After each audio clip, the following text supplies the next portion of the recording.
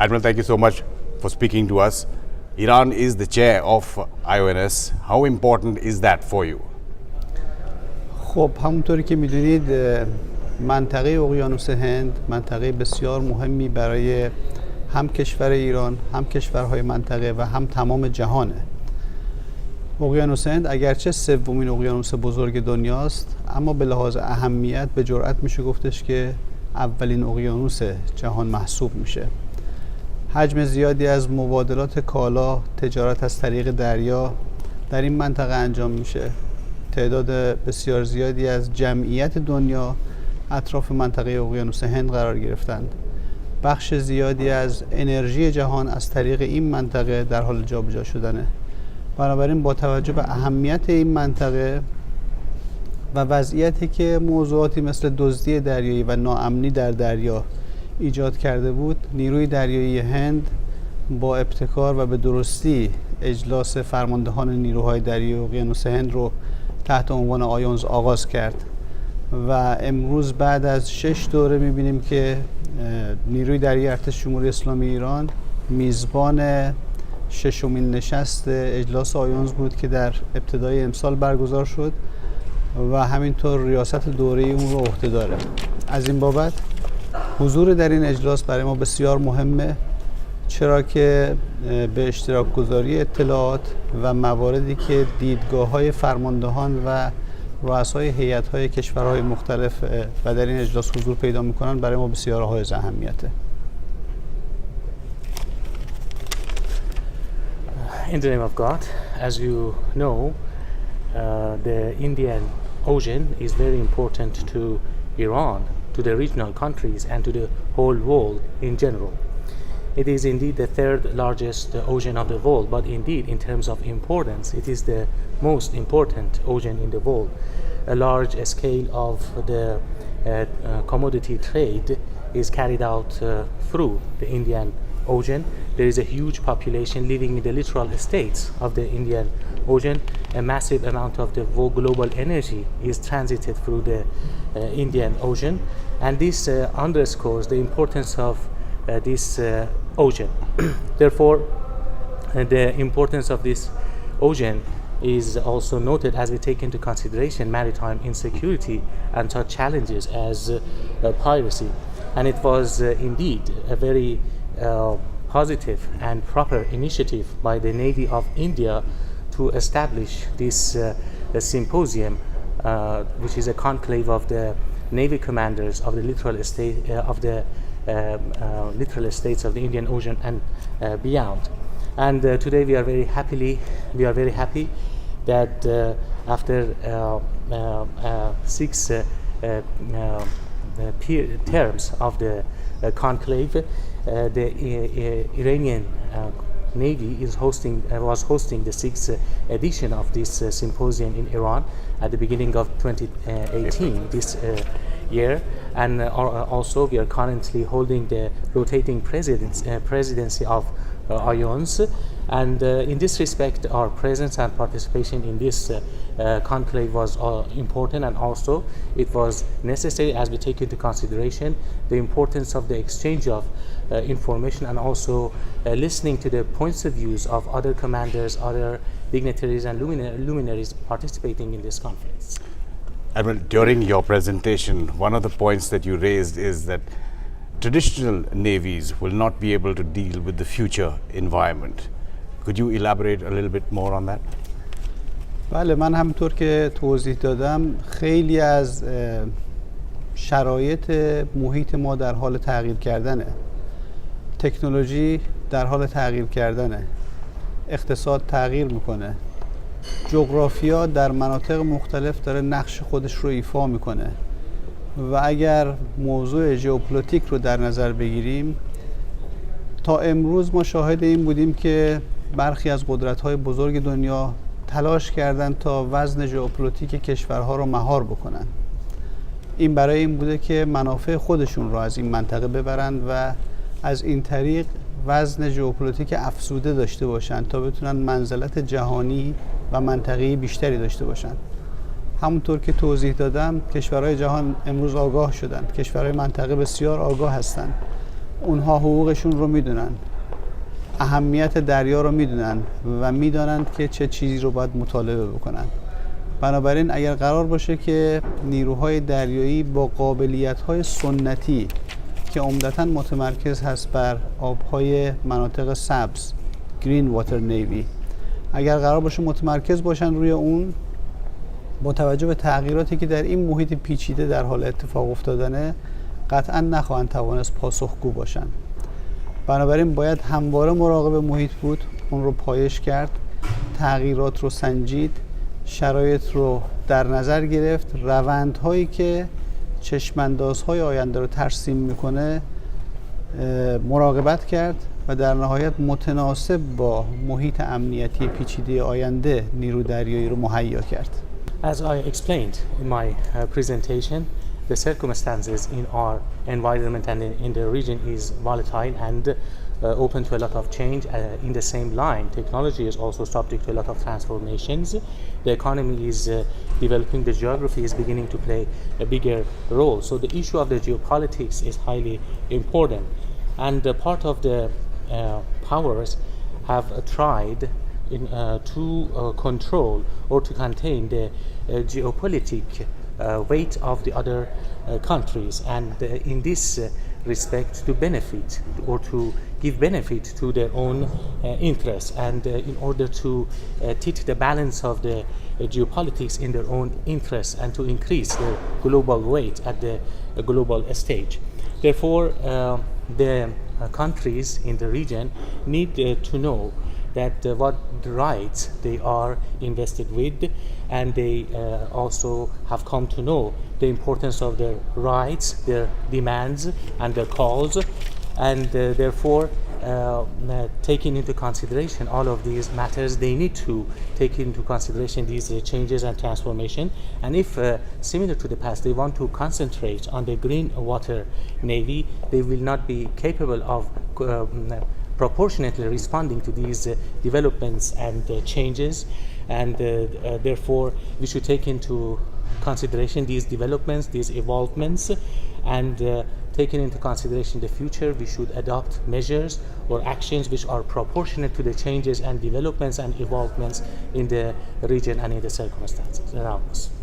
And again, time and again, different participants today as well, including you, talked about freedom of navigation, whether it's in the Indian Ocean. You mentioned how important the Indian Ocean is in terms of both petroleum, goods, trade, all those factors.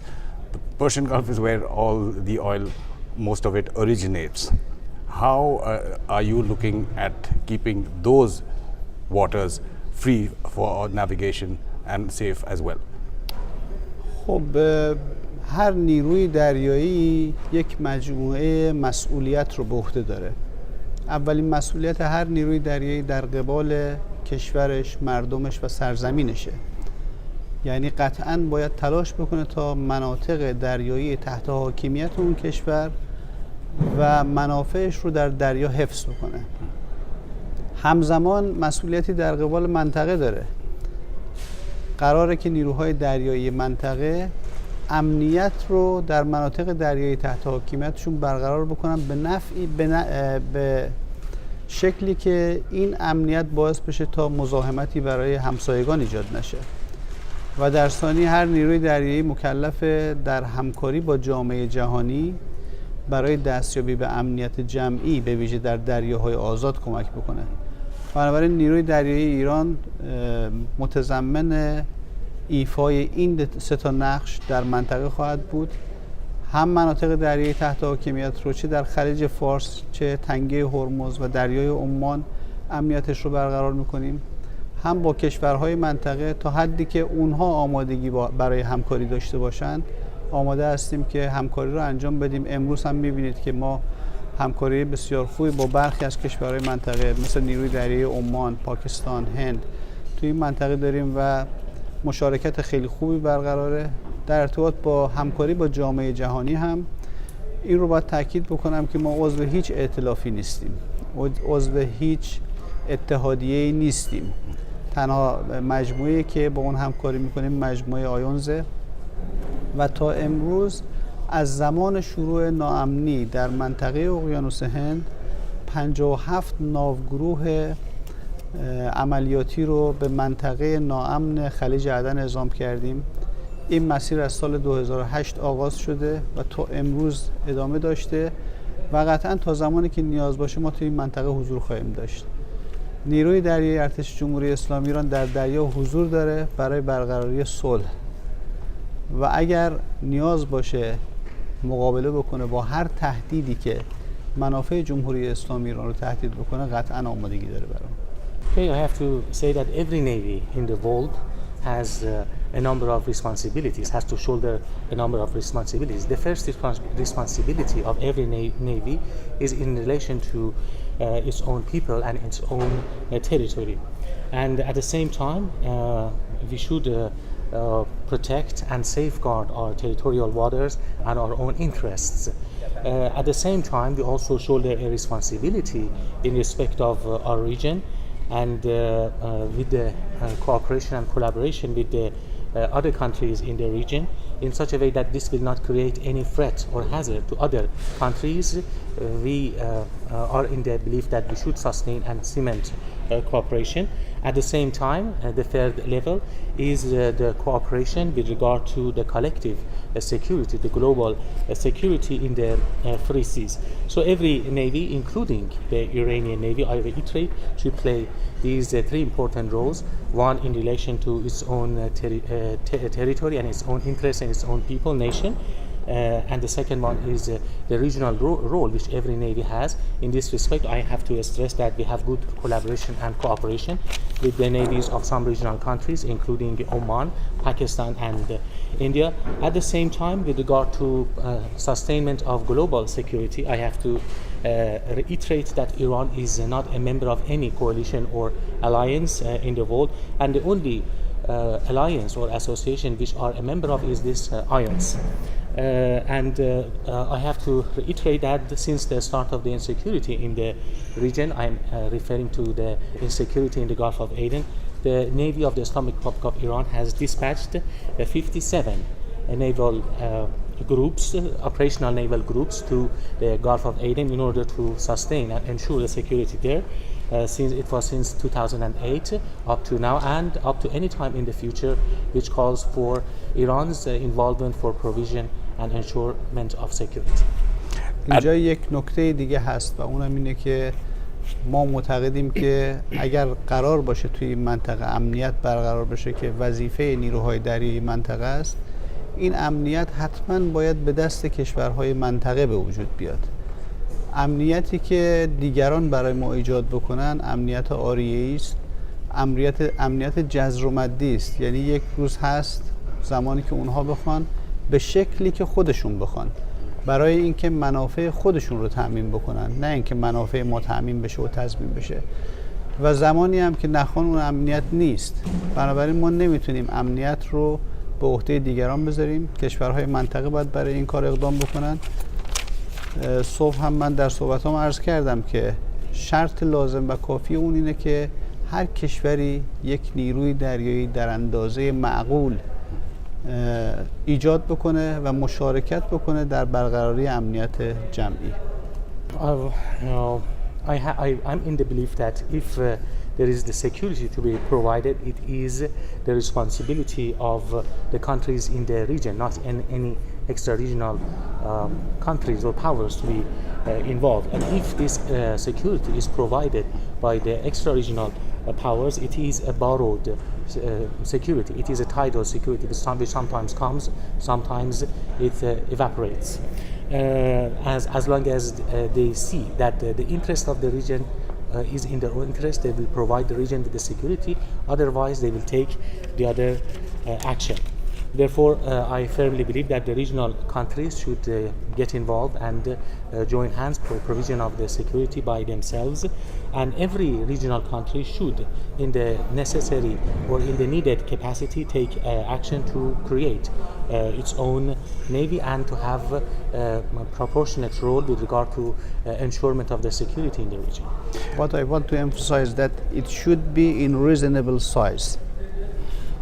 Admiral, since again you're speaking English, I know officially you prefer speaking in Persian, but just on a personal note, You've been to India, as you were mentioning, when you were a cadet, and now you're in charge of the Iranian Navy. How does that make you بله feel? زمان طولانی است. این نشون میده که رابطه و همکاری طولانی و بسیار خوبی بین دو کشور ایران و هند وجود داره. من خاطرم است که اولین سفرم به شهر کوچین رو در زمانی که دانشجو بودم آغاز کردم. البته طی سالهای بعد از اون به بنادر دیگه هند وارد شدم، بندر بمبئی، و همینطور در شهر دهلی هم چند بار برای سمپوزیوم‌های مختلف حضور پیدا کردیم. اما امروز به عنوان فرمانده نیروی دریایی این توفیق رو پیدا کردیم که در جمع صمیمی مردم خوب و خونگرم هند و همینطور نیروی دریایی هند که این اجلاس رو به خوبی برقرار کرد و خوب هدایتش کرد برای اینکه به نتایج اون دست پیدا بکنه، حضور پیدا بکنم. Yeah, that's actually a long time you are referring. The time interval is a long time you are referring. This also underscores the good and solid cooperation which exists between our two countries, Iran and India. As you pointed out, my first trip to Kochi was when I was a cadet, and now I have actually traveled in the capacity of the Navy Commander of the Islamic Republic of Iran. Of course, in the meantime, I have also paid visits to Mumbai and also several times to New Delhi for participation in some symposiums. And it is actually, I'm happy to be with the warm and friendly people of India, and I express my compliments to them for successfully organizing and holding this seminar. Thank you so much, Admiral. Thank you so much. Thank you. Thank you so much. Thank you. Most welcome.